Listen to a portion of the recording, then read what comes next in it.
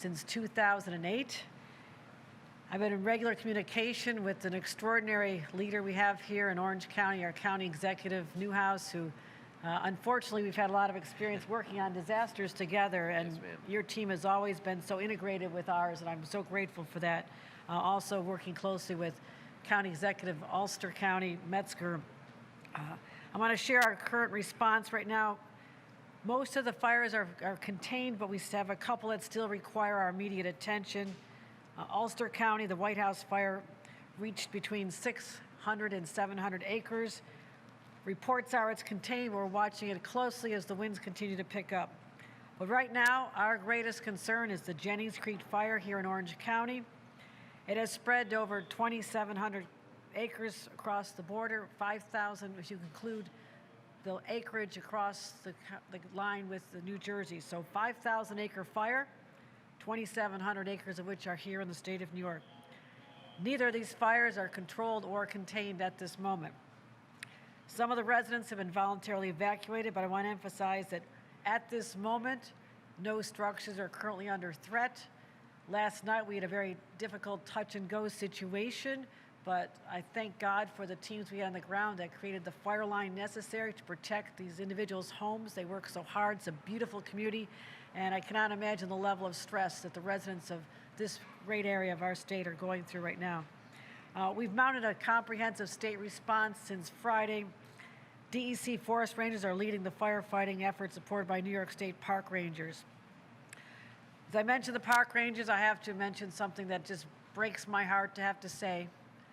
We did lose an 18-year-old, a brand new young man who just had his whole life ahead of him. Daryl Vasquez lost his life while trying to protect the lives of others. And we've extended our condolences to his family, but I'm sure that's a wound that'll take forever to heal. Reminds us of the dangerous work that these individuals do. When you look at the videos of the fires taken at close range on cell phones, it is frightening to see what individuals, and many are professionals, but also many are volunteer firefighters who've come from over 47 companies across the state of New York. I just saw some from East Hampton down the road, trying to support their brothers and sisters in uniform as we deal with these difficult challenges. I also want to talk about our response right now. State police helicopters are doing water drops and drone surveillance. I witnessed that as I came in on a helicopter a short time ago. Right now we have 2 National Guard Black Hawk helicopters. We have been requested by the county executive to continue our efforts to drop the water, which is so essential. We're bringing in Chinook helicopters, which has greater capacity. We just have to rotate the teams in and out, but we are there till the end.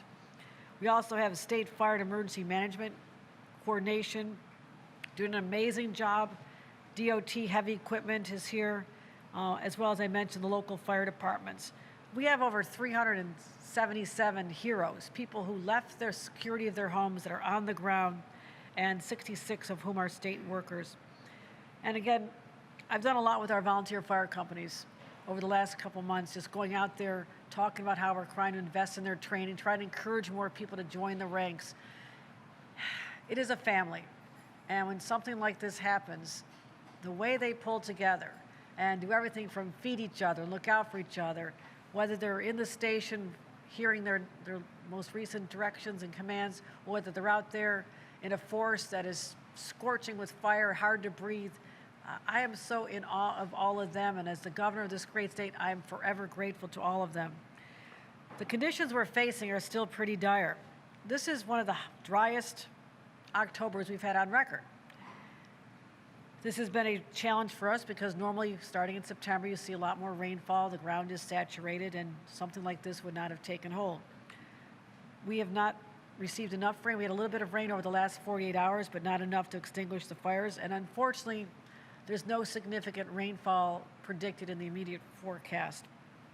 We're actually currently under a drought watch, level 2 of 5 on our drought scale. This requires water conservation, asking all New Yorkers to participate, but not a cause for panic. But it's absolutely critical that New Yorkers avoid any outdoor burning at this time. We've announcing today a statewide burn ban because the threats are too great. and we cannot have our resources directed to smaller fires. We need everybody, all hands on deck, on the major scale fires we have right here. So I'm asking everyone to comply with this until further notice. What that means is completely avoid outdoor burning. Don't leave any campfires, which you should not have campfires in the first place. So don't leave them attended, but don't have them. Exercise extreme caution with outdoor grills and report fires immediately. And again, as I said, start conserving water.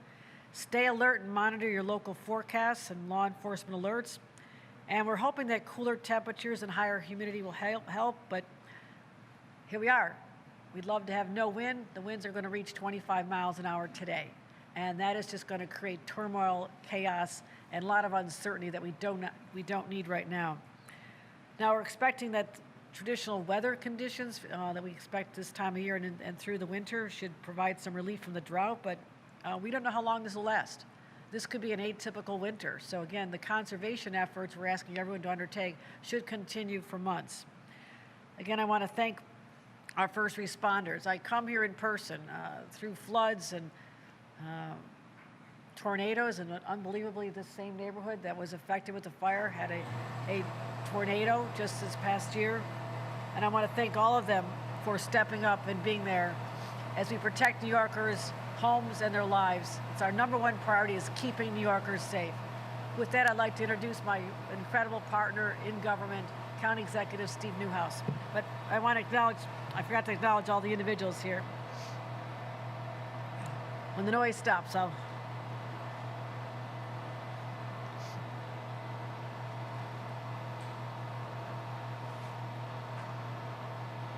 I want to acknowledge we have the mayor of Greenwood Lake here, also the supervisor, that's Thomas Howley, Supervisor Jesse Dwyer from Warwick. I want to thank him. This is one of the largest communities in the state of New York. It's important that we have strong leadership. He's brand new on the job, but he's doing a fantastic job.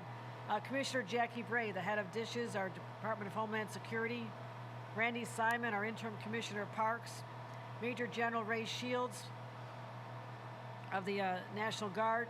Major Michael Sunwick, Troop F Commander. Brian Gallagher, the New York State DEC Forest Ranger. He's on our incident command commander. I want to thank Brian Gallagher. Brian, where are you? Right, Brian, I'm so impressed with what you're doing, your command of knowledge, the way you've been directing these operations. I feel we are much safer because we've had you guiding our efforts here, and I want to thank you for that. Let's give him a round of applause. Brian Gallagher. Assemblymember Carl Bravenek here. I want to thank our Assemblymember for joining us as well. And again, I want to list all the agencies. When you talk about a whole of government approach to solving problems, this is it. DEC, Homeland Security, State Police, Parks, DMNA, and our Department of Transportation, all on hand and sending all the resources. We will not leave this crisis until we feel comfortable that everyone and every property is safe. Ladies and gentlemen, I want to introduce County Executive Steve Newhouse. Thank you, Governor. Thank you very much. It's great to have the governor here. We have a wonderful relationship. We work very closely. Jackie Bray, her and I work probably on a daily basis. The county's been supporting the state. Brian has been the incident commander. We kind of came involved even heavier starting Saturday in the afternoon. Sunday was probably one of the most difficult situations I've never seen with the fire. The average volunteer firefighter working along with our law enforcement and the park rangers literally saved that whole Cliff Road area. The residents were wonderful. This would not be successful without the town supervisor, Jesse Dwyer, and the mayor, Tom Howley of Greenwood Lake, and their whole teams marrying with mine to make it happen. We obviously had that tragic death of Mr. Vasquez on Saturday night. Our county was able to bring in the sheriff's office, grief counselors, along with our other mental health, our medical examiner's office, working with those teams to not only take care of Mr. Vasquez, but to also take care of his teammates. It is an emotional drain on our men and women that are on the front lines here, and it is inherently dangerous work. We are making grounds and we're making headway with people on foot, with being supported by UAV operations, and thankfully General Shields, my good friend, is here, and those aviation assets are critical to our success here. We can't get to some of these places. We can't get bulldozers, excavators, and other heavy equipment to these areas. So we're depending on our men and women on foot, as well as our support from those air operations. So we would not be able to do it, again, without working like a team. Many of the people, I'm super proud of my emergency management team. They're ex-cops, fire, military. We do this on a regular basis, and we're happy that we're actually making some headway. You have to be there in person to see it. That's what the governor's doing with true leadership by showing up here, seeing exactly what we're dealing with here, and giving us a resource. So, Governor, I'm happy to have you here. I'm going to turn it over to Jackie Bray, my friend, the commissioner. Thanks so much, County Executive. Thank you, Governor, as always, for showing up. It makes such a big difference. This has been a historically dry fall. In fact, we had the driest October in New York City and in parts of the Hudson Valley that we've ever had in New York, of course, followed from a historically wet summer.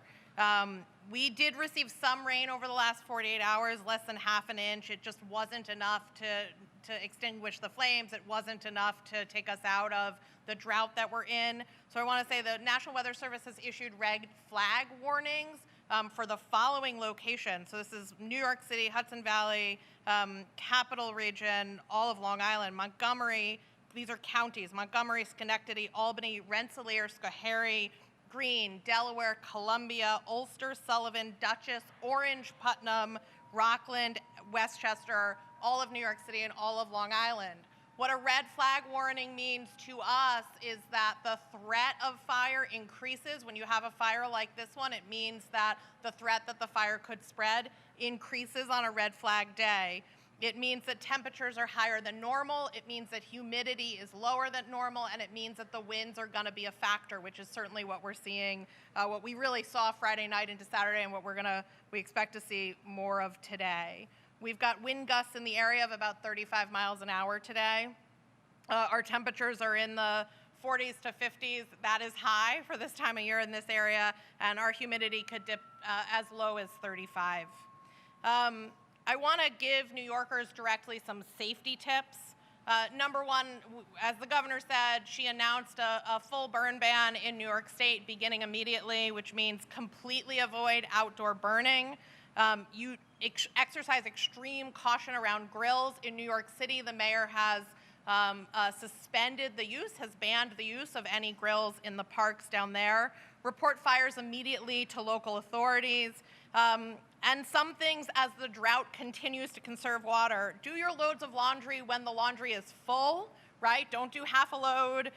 Wait until your dishwasher is full to run it. These things will really make a difference. Put off washing your car, put off watering the lawn, take shorter showers, turn off the faucets when we're brushing our teeth. We know how to do some of these things. I also just want to give a little bit more depth on the burn ban. So while outside of New York City, barbecue grills, maple sugar arches, that sort of outdoor cooking advice, this does not apply to those, but obviously we need New Yorkers to be careful with those. Campfires that are less than 3 feet in height are permitted, but we need you to have whatever you need to put that fire out immediately on hand, whether that's a fire blanket, sufficient water, that type of stuff. The on-site burning of agriculture waste continues to be permitted. The regular fire training and that type of stuff continues to be permitted. We will not be taking this restriction lightly, and we will be out enforcing the burn ban across the state. To give a little bit of context, the governor gave some. On an average year in New York State, we have about 1,400 of acres that burn. In the last 3 days, this fire alone has burnt 2,700 acres, and just a second fire has burnt 700 acres. And so we are well above normal. And with that, I'll just thank the first responders. Appreciate everyone, and then questions, right? All right, we're going to do on-topic questions only. If anybody has one. Yes, right there in the back, Weather Channel. Governor Justin Michaels from Weather Channel. I understand climate change is a change in the extremes. Hots are hotter, colds get colder, droughts last longer. What can the state do now, or is it doing now, and looking down into the future? What can the state be doing, the whole government approach, to combat those extremes? Well, part of it is making sure that our local county governments that are on the front lines of these wars have the resources they need. So we've been directly partnering with them to make sure that we're identifying the vulnerable spots, how we can help build resiliency. For example, on Long Island, we had a 1,000-year flooding event. Well, when we rebuild in Highland Falls that was devastated here in the Hudson Valley, 1,000-year flooding events. You know, we make sure we're not building back to the way it was. We're giving them the money for infrastructure to build the roads higher. And when you rebuild a home, you build the home higher if you're on a creek bed. So, and strengthening the culverts that have been compromised. And so it's all about, much of it is infrastructure. And that's are high costs for local governments. That's why the state is stepping up to assist, as well as emergency preparedness, constant training from the state with our local government partners so they're aware of the latest technologies and ideas that we have to protect people once the event starts. So we are looking at it from every aspect, preventative, but also during the crisis, how you manage it. Again, a few years ago, we would not be employing drone technology to show us the hot spots that we can respond to, get the helicopters with the water there, start dropping before and saturating the land around it before the fire can spread. So we're taking advantage of all technologies as well and training. So if there's other ideas, we're always open to them. We want to make sure that New York State is first in the nation in terms of protecting our citizens. Again, the neighborhood we just left saw the fire. That had been hit by a tornado not long ago. Think about that, a tornado and a fire. Hurricanes have come here, massive flooding. Now we have droughts, record snow. New York State had the highest snowfall just a couple years ago, 7 feet of snow where I come from in Buffalo. So I know about weather, but you don't know what to expect, so you prepare for the worst and hope for the best always. Back here, yeah. I know that exhaustion in terms of our first responders could be a concern here. This has gone on for so many days. You've, thankfully given us a lot of resources here in Orange County, but can you talk a little bit about that, about how, exhaustion might be coming into play right now? That's very true for our leadership team, but also those who are actually out there in harm's way. That's why we have 12-hour shifts. And I'm so grateful that we have fire companies from all over the state of New York that are rotating in to give them a break. Because you want to make sure you're at your best when you're out there, so your mind is sharp, you can make the decisions in a split second, because it could be a matter of life or death. So we're well aware of the dangers of exhaustion, and that's why we have a respite area. We have places that people can recharge, get some food, take a break, and have someone else go in their place for the duration of a shift. So is there anything else to add to that? Yeah. The governor activated the Fire Operations Center over the weekend. The Fire Operations Center coordinates mutual aid centrally, and so it's the state's responsible for making sure that there are fire companies from around the state that are showing up, and that's been very successful over the last couple days. And we'll keep pulling. If we've got to pull from Niagara, we'll pull from Niagara to make sure that they've got the resources here. There in the back. Yeah, go ahead. Hi, Governor. Hi. We were with Daryl Vasquez's family yesterday. He's graduating high school. Yeah. He's studying as a forest ranger. Can you talk about the training that is involved for your forest rangers to put them into these situations, trying to put out this fire? And again, I can speak to that. broken hearts for this family, and I cannot imagine, as the mother of a son and daughter too, you lose a child after you get them through high school and they're on the cusp of starting their career. It is devastating. So you want to speak to the training? Yeah, I could speak to the training. Our basic wildland firefighters get what we call the basic wildland fire suppression course. And in that course, we also talk about fire behavior. And in fire behavior, we got three things that will affect it. It's basically the weather, it's topography, and fuels. That class is 40 hours long. It's 32 hours in a classroom setting, and then a full day of working operations, learning the hand tools, learning how to pump water, and more importantly, identifying all the risks that are out there and how to mitigate those risks so we keep ourselves in a dangerous situation as safe as we can while still protecting lives and property. Daryl had that training? I will have to go to Parks on that. Yeah, Commissioner. Yeah, my name is Brian Gallagher. I'm a state forest ranger with the New York State Department of Environmental Conservation. Randy Simon, State Parks Commissioner. Daryl was a park aide. He was clearing brush, flammable materials, creating the fire line. He wasn't out there fighting the fire per se, but he was creating the fire line to prep to start to delineate the line to protect the communities around them. And no matter what the job is out there, these are dangerous jobs. And Daryl was as committed and courageous as the men and women out there on the fire line today, those in the command center. And truly our hearts are out to his family. And I just want to thank County Exec for the peer counseling services that you provided our staff, and our Parks peer counseling services were also in the car within hours to meet with the teams who are still dealing with this tragedy themselves. Was this an accident, someone cutting a tree, and the tree accidentally fell on Mr. Vasquez? It's still under investigation, so we're looking at all the circumstances. So we don't have all the details just yet, but we're drilling in as deeply as we can on this one. All right, Gannett over here, last one. You mentioned about high winds today. We are about 18 to 20 miles away from Rockland County. How concerned are you about the spread of the fire to Rockland County or to any of the other surrounding counties? Well, this is constantly being monitored by air surveillance. I just came from the command center where they have all kinds of monitors, large screens, and on the computers to identify the wind shifts, the vulnerable communities. Much of this area is remote, and it's hard to access by vehicles, but also there's not homes or property there. So that's important as well to know that the larger population areas are not in danger from this. But Commissioner, can you talk about the weather? Brian, You want to talk about Rockland? Yeah, so right now, with this particular fire that we have really strong winds out of the northwest right now. So this fire is going to move to the north, to the southeast, right? The community of Tuxedo right now, we have some black fairly close to it, and that's where we have a glut of resources right now, monitoring to make sure that the fire is inside the control lines that we established 2 days ago.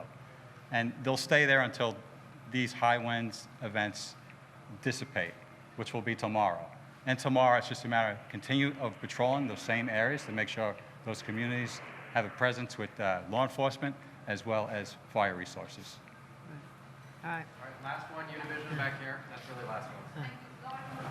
How the state is going to help the family of Mr. Vasquez? We are just heartbroken by this, and I would ask our Parks Commissioner to talk about the services that are available for the families. Obviously, first of all kinds of counseling is available to support him, but we'll look at what our state assets are and what we're able to do in a circumstance when there's a loss of life on the job, and certainly we'll be making sure that family is well taken care of.